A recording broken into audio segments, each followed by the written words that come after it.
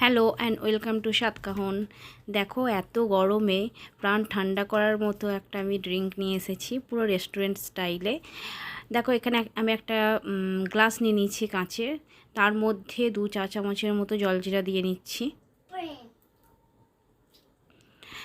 তারপরে হাফ চা চামচের মতো বিট নুন নিয়ে নিয়েছি, হাফ চা চামচের মতো বাড়িতে গোটা জিরের গুঁড়ো নিয়ে নিয়েছি,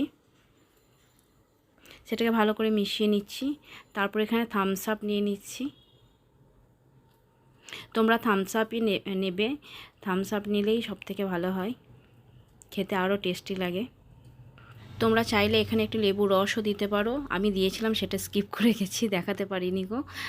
তারপরে এগুলো সমস্ত কিছু মিশিয়ে নিয়ে বরফের টুকরো দিয়ে ঠান্ডা ঠান্ডা পরিবেশন করো, নিজেও খাও, খুবই ভালো লাগবে এই গরমে। এখনও পর্যন্ত যারা আমার চ্যানেলকে সাবস্ক্রাইব করেনি তারা সাবস্ক্রাইব করবে, শেয়ার করবে, লাইক করতে একদমই ভুলবে না। টাটা।